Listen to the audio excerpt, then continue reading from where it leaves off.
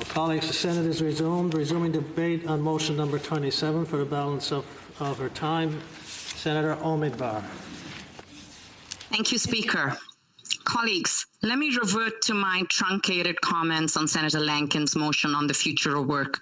I referenced in the short time before the break our unique capacity and indeed our responsibility to look into the future on matters of substance that are critical for our future as a society. And I remind us that we are a house of sober second thought and not, as we have seen in the last hour of our debates, a secondary place for political afterthought. So look into the future we shall. But before we do that, I want to take us into the past because history serves us many valuable lessons, particularly in terms of disruption. I searched for a proxy in time to draw from and landed on the invention of the steam engine in the 1700s in Great Britain. This was nothing short of a revolution, and it changed the context of work and the future of workers at that time. People started to get paid by the hour instead of working from sunrise to sunset. Factories powered by steam could be located anywhere instead of only close to water. The invention powered a boom in transportation and infrastructure, but this industrial revolution had an underbelly because it heralded in an unprecedented era of child labor. This because all the new factories and mines were hungry for workers and required the execution of simple tasks that could easily be performed by children. Children as young as 6 had to work for 14 hours a day. There was little time for breaks and no time for school. However, no words of mine will compare with those of Charles Dickens as he painted his unforgettable picture of child labor in David Copperfield and Oliver Twist. Then, as now, with great disruption comes great innovation. It creates wealth and opportunity for some, but it also contributes to inequality and deprivation for others. I think we can equate the tech revolution of today to the industrial revolution of yesterday. The nature of work indeed has changed. First, people no longer stay with one job or even one career until they retire. Second, the mainstays of industry that supported our economy and workforce for many years, such as manufacturing, have succumbed either to globalization or been changed by technology. They have become more and more automated and less labor intensive. Third, completely new and unheard of occupations with titles such as content manager or social media influencer have sprung up. But just as the invention of the steam locomotive led to a rise in child labor, today's digital disruptions have given rise to precarious work. This is the underbelly of the digital economy because this work has few, if any, benefits, likely no sick days, no paid statutory holidays, and job security is unheard of. The explosion of digital space with new digital tools leading to what we now commonly refer to as the gig economy is now a prevailing feature of our society. Workers and work are easily finding each other by signing on to apps such as Uber and Lyft.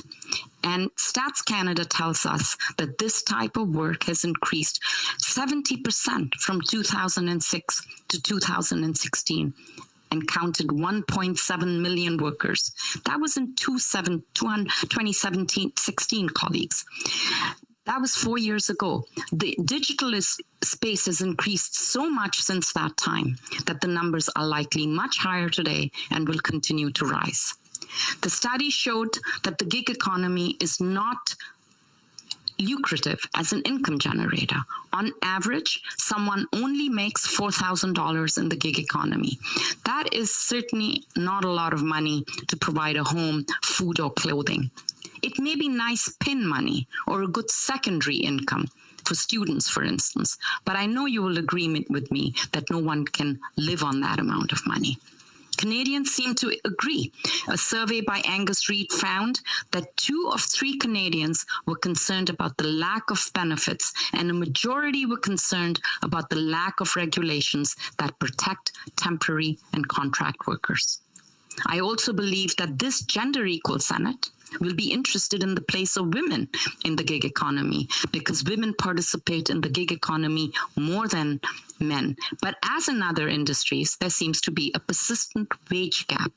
Women earned an hourly rate that was 37% lower than that of men, even when controlling for variables such as hours worked, education, occupational feedback, occupational category, and feedback score.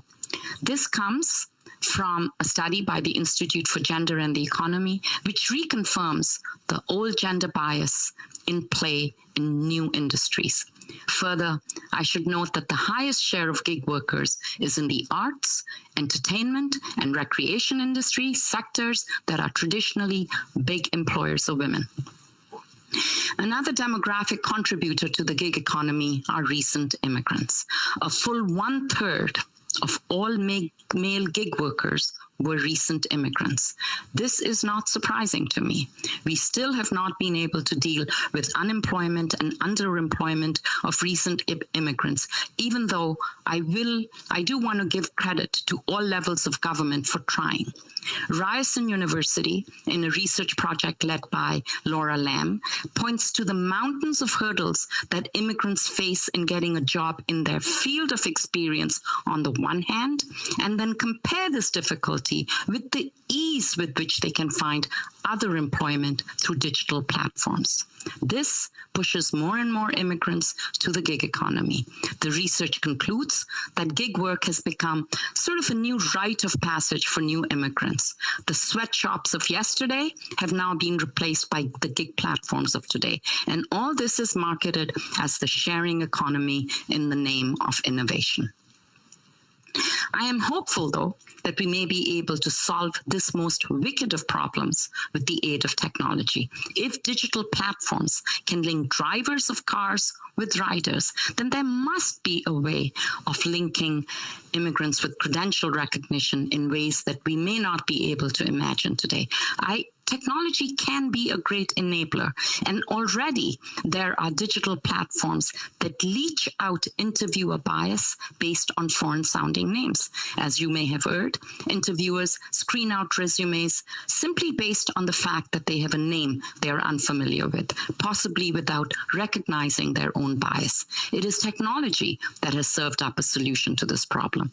Technology can possibly take us further, enabling engineers to work as engineers, or teachers to work as teachers instead of driving Ubers. I am not anti-technology, and neither am I completely down on the gig economy. I believe it comes with trade-offs. Despite challenges, it provides flexibility to workers to determine their own hours and availability.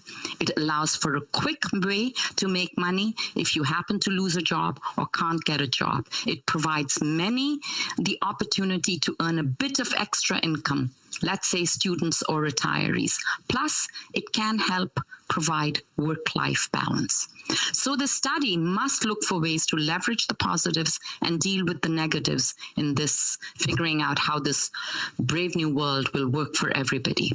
A fresh look at EI benefits, sick day benefits, workplace rights, and workplace conditions is urgent. As more and more workers are pushed into the gig economy, the question whether they are employees or contractors is an urgent one to come to grips with. I would also like to touch on the language in the motion that refers to temporary foreign workers. Not all temporary foreign workers are gig workers, but regardless, they enjoy limited right in the workplace, just as gig workers do. Their reality of low pay, limited rights, and temporary status makes them doubly, if not triply, precarious. The increase in the number of temporary foreign workers has seen a rise in stories of abuse, particularly when a worker is tied not to a sector, but to one particular employer, making it difficult, if not impossible, for the worker to address any abuse. Much has been said in this crisis about the abuse, the housing and working conditions at many farms in Canada. But I will submit that the triangulation of no opportunities, no securities, and low wages coupled with temporariness creates a perfect storm. temporariness and its impact on the labor market and the workers should be an important focus of the study. Just as one example, let me point out that temporary foreign workers who are tied to a single employer or to any employer are required to pay into EI, but can rarely make a claim for benefits and receive them. I believe this should offend our sense of fairness. Finally, I'd like to talk about how I believe the study could be conducted. I am conscious, as I have been a long-standing member of the Social Affairs Committee, and I'm conscious of the fact that it is a very busy committee. It is also a committee that tends to get a good amount of legislation, both government and private. To deal with this, I believe a subcommittee of the main committee should be struck to study this issue because it is an important issue that needs to be looked at in depth. A dedicated subcommittee would make sense. In fact, it may even be reasonable to consider a permanent mandate for such a subcommittee, since the terrain of the committee is huge. SOCI is, after all, not just about social affairs, but it is also about science and also about technology. If I were able, and I'm not, but if I were able to wave a magic wand and re-engineer committees, then this should by right be not one committee, but at least 2 or even 3. But I am happy to take things incrementally. The creation of a permanent subcommittee would be an important step. There is precedence to the idea of this. When Social Affairs was completing a seminal report on poverty, housing, and homelessness, a subcommittee led by Senator Keon did a study on population health. The studies were well received by government and led to changes in legislation and regulations.